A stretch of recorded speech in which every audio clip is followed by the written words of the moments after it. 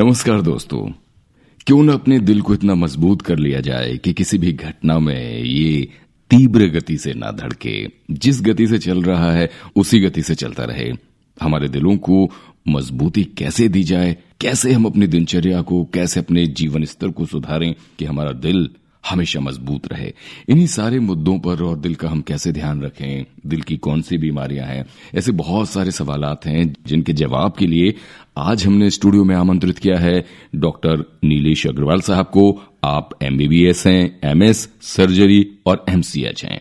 Doctor साहब, आपका बहुत बहुत स्वागत करना चाहेंगे। Thank you Shekhar ji, it's my pleasure. जी डॉक्टर साहब, क्या कारण है कि भारत को पहले शुगर का कैपिटल कहा जाने लगा था, डायबिटीज का, और अब धीरे धीरे हम हृदय रोग की तरफ भी एक दुनिया की राजधानी बनने की तरफ जा रहे हैं, तो ये क्या कारण है?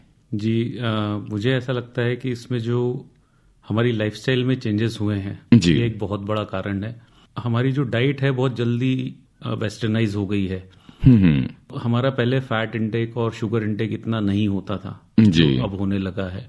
प्लस जो टेक्नोलॉजिकल क्रांति आई है उसकी वजह से हम लोग की लाइफस्टाइल पहले से ज्यादा सेडेंटरी हो गई है। जी, हम लोग आजकल स्क्रीन पे ज्यादा रहते हैं और बाहर जो आउटडोर एक्टिविटीज है वो हमारी कम हो गई है। और एक कारण इसका ये भी है कि हम लोग जेनेटिकली भी हार्ट डिसीज के लिए प्रोन है। अच्छा। तो genetically prone plus lifestyle changes, दोनों मिला के हम इंडिया में हार्ट डिसीज का इंसिडेंस बहुत ज्यादा बढ़ गया है। अच्छा डॉक्टर साहब, हम अपने हाथों को पहचानते हैं, अपने शरीर को जानते हैं, अपने पैरों को जानते हैं, इनमें होने वाली जो समस्याएं होती हैं उनको जानते हैं, लेकिन हमारा हृदय हमारे शरीर के सबसे सुरक्षित जगह पर स्थित होता है, जहां पर पसलियों का एक जाल होता है जो उन्हें मजबूती देता है। तो ऐसे में एक सामान्य आदमी कैसे समझे कि उसका हृदय क्या कह रहा है उससे? जी देखिए, जब हार्ट डिसीज होता है इसके कुछ लक्षण आते हैं जी, जिसे हमें इग्नोर नहीं करना चाहिए।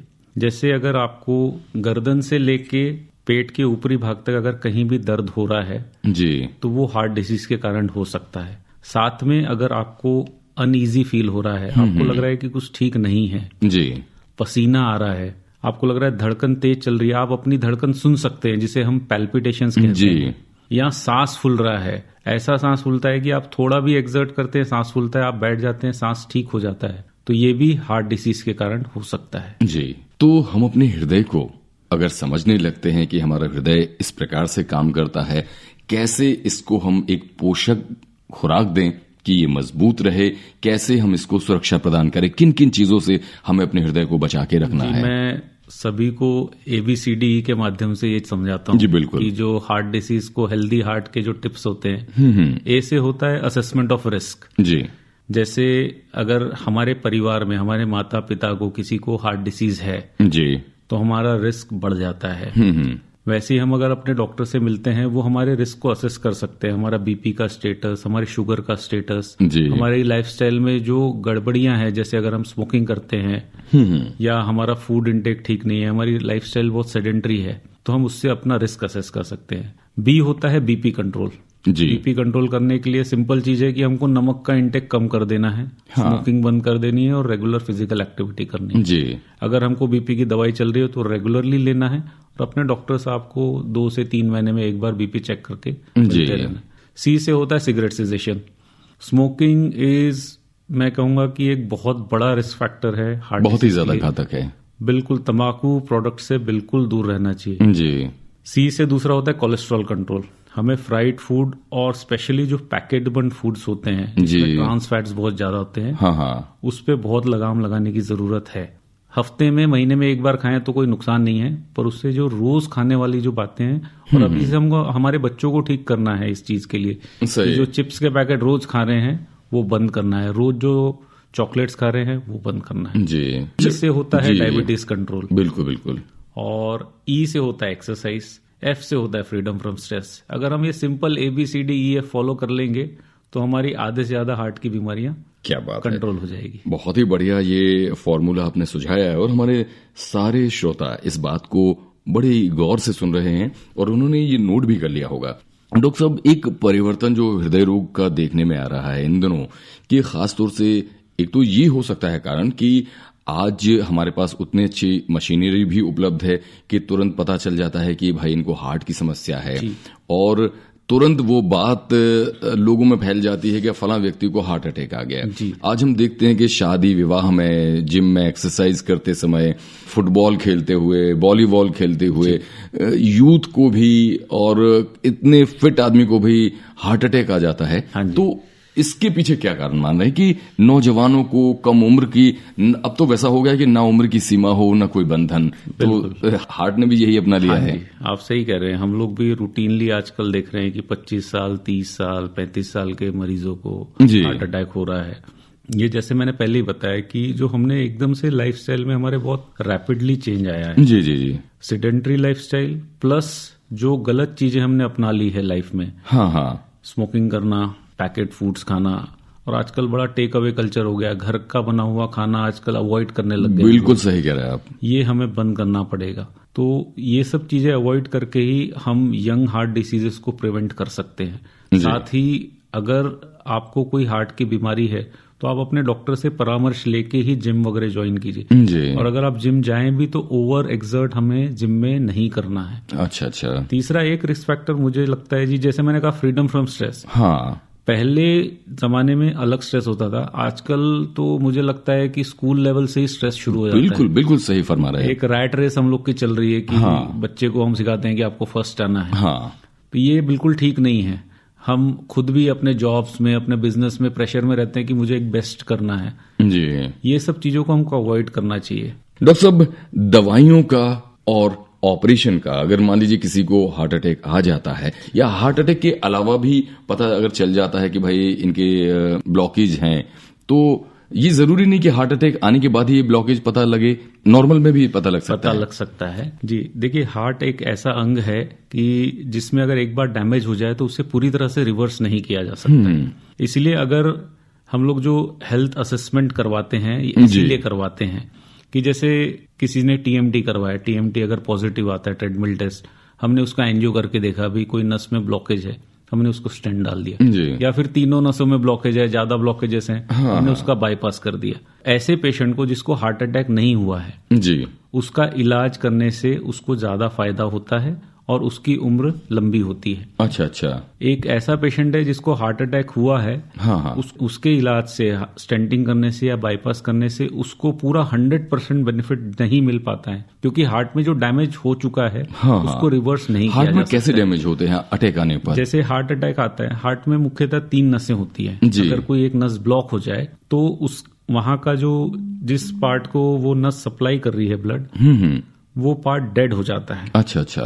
तो हम स्टेंट डाल के या बाईपास करके उस पार्ट में हम ब्लड सप्लाई बढ़ाते हैं। तो वो ब्लड सप्लाई बढ़ाने के बाद भी जो 100% जो मसल्स हैं वहां पे, वो पूरी तरह से जीवित नहीं होती। अच्छा। अगर ऑपरेशन हार्ट अटैक के पहले हो जाए तो उसमें हार्ट को जो डैमेज होना रहता है वो नहीं होता, वो शून्य होता है, वो बिल्कुल नहीं होता है। अच्छा। इसलिए हमेशा अगर आप रेगुलर चेकअप्स करवाते रहते हैं, रेगुलर टीएमटी, अगर आपको कोई बीमारी है, हाइपरटेंशन है, डायबिटीज है, उसके लिए आप रेगुलर असेसमेंट करवाते रहते हैं, तो हम उस बीमारी को समय पे पकड़ सकते हैं। हम उस स्टेज पे भी पकड़ सकते हैं कि जब सिर्फ दवाई से भी काम चल जाए, यानी कोलेस्ट्रॉल को दवाइयों से भी कम किया जा सकता है। अच्छा, एक और सवाल आता है, ओपन हार्ट सर्जरी और स्टेंट डालना जी, तो इसमें क्या अंतर आ जाता है और कौन सी ज्यादा सफल या कामयाब कही जाएगी? देखिए, इस पे बहुत बड़ा डिबेट है कार्डियोलॉजिस्ट और कार्डियक सर्जन्स के बीच में जी, लेकिन पब्लिक के लिए मैं यही कहना चाहता हूं कि दोनों अपने अपने में एक तरह से जीवन दान की तरह साबित हो सकते हैं। जैसे किसी को हार्ट अटैक आता है तो वो इमीडिएटली हॉस्पिटल पहुंच जाता है और तभी की तभी उसका स्टेंटिंग हो जाता है, जिसे हम प्राइमरी एंजियोप्लास्टी कहते हैं जी, तो उसे बहुत ज्यादा फायदा होता है। ऐसे समय में बाईपास करना बहुत खतरे वाला होता है। अच्छा। और अगर किसी मरीज के तीनों नसों में ब्लॉकेज है, बहुत ज्यादा ब्लॉकेज है, साथ ही उनके हार्ट का फंक्शन कम है, जिसे हम एलवी डिसफंक्शन कहते हैं, मरीज को अनकंट्रोल्ड डायबिटीज है, ऐसे मरीजों में बाईपास सर्जरी लंबे समय तक चलती है। अच्छा। अब अगर हम फर्क समझना चाहेंगे तो अगर एक रास्ता है जिसमें एक बहुत बड़ा पत्थर पड़ा हुआ है, हमने पत्थर को साइड में करके रास्ते को क्लियर कर दिया जी, और वहां पे हमने एक बैरिकेड डाल दिया ताकि कोई फिर से पत्थर को वापस न ढके। ये स्टेंटिंग हो गई। हो गई। अब हम ए गांव से बी गांव तक जा रहे हैं सपोज जी, और बीच में एक गांव पड़ता है सी, हाँ, जहां पे जाम लगा हुआ है जी। तो हमने ए गांव से बी गांव तक एक बाईपास रास्ता अलग से रास्ता बना दिया जी। तो ये हो गया बाईपास जी।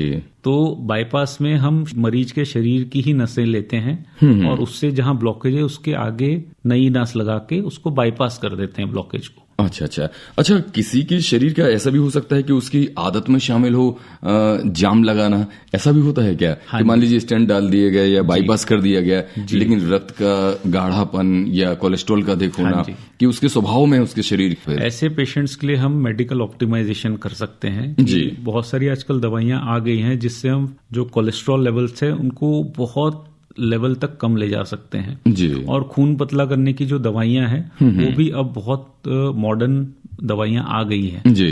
तो रिकरेंट जो आप कह रहे हैं कि रिकरेंट स्टेंट ब्लॉकेजेस या फिर रिकरेंट बाईपास में प्रॉब्लम होना जी, ये आजकल बहुत कम देखने मिलता है। डॉक्टर साहब, एक सवाल और है कि बाईपास, वॉल्व सर्जरी, बच्चों की जन्मजात बीमारियां हैं, ये कैसे आप दूर कर देते हैं? इनको क्या क्या करते हैं आप? हमें इनके बारे में बताएं थोड़ा सा। देखिए, बाईपास में ये होता है कि जो मरीज के शरीर में ही नस होती है, एक तो छाती के पीछे नस होती है जिसे हम इंटरनल मेमोरी आर्टरी कहते हैं जी, उसे हम लगाते हैं जहां नस में ब्लॉक होता है, जो हार्ट की मेन नस होती है एलएडी, उसमें लगाते हैं। ये नस ऑलमोस्ट लाइफ टाइम लास्ट कर जाती है। 20-25 साल, हमने 35-35 साल भी पेशेंट्स के देखे हैं जिनका बाईपास हुआ है और पेशेंट बिल्कुल स्वस्थ है। वैल्व रिप्लेसमेंट में ये होता है कि अगर वैल्व सही स्टेज पे मरीज पहुंच जाए, अर्ली स्टेजेस में पहुंच जाए वैल्व डिसीज के, तो हम उस वैल्व को रिपेयर कर सकते हैं। अच्छा।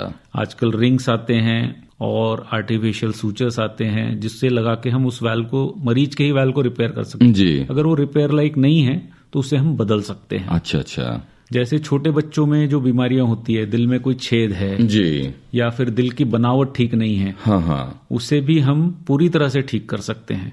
बहुत ही बढ़िया। स्टेजेस तक बिल्कुल 100%। कंजेनाइटल सर्जरी एटलीस्ट 80% केसेस में क्यूरेटिव होती है जी, कि एक बार आपने सर्जरी करा ली तो बच्चा जीवन भर नॉर्मल रहता है। डॉक्टर साहब, कोई ऐसी बात जो हमारी बातचीत से निकलकर बाहर जा रही हो और आपको लगता है कि वो हमारे श्रोताओं को जानना जरूरी है, तो आप जरूर बताएं। जी, मैं बस यही कहना चाहता हूं कि अगर आपको हार्ट डिसीज है तो आप घर में ना रहें, डॉक्टर की सलाह जरूर लें। बस मैं यही मैसेज देना चाहता हूं और अपने दिल की देखभाल करें। एक और बात ये जो कहना चाहता हूं कि दिल एक ऐसा ऑर्गन है, जब से हम पैदा होते हैं और जब तक हम परलोक सिधारते हैं चलता रहता है जी। तो दिल को चलाने के लिए हमें भी चलना चाहिए। तो walking is a very important thing. क्या बात, बहुत ही बढ़िया। तो श्रोताओ, ये थी बात दिल से दिल तक। आज विश्व हृदय दिवस भी मनाया जा रहा है, तो हम अपने हृदय को कितना जानते हैं, दिल को कितना समझ सकते हैं, कैसे उसे सुरक्षित रख सकते हैं, इन सारी बातों को विस्तार पूर्वक डॉक्टर नीलेश अग्रवाल साहब ने हमें बताया। उम्मीद है आप भी अपने आप को, अपने दिल को सुरक्षित रखेंगे, स्वस्थ रखेंगे। डॉक्टर साहब, आपने बहुत ही बेशकीमती जानकारी हमारे श्रोताओं तक पहुंचाई, इसके लिए आपको हृदय से, दिल से आभार। थैंक यू, धन्यवाद।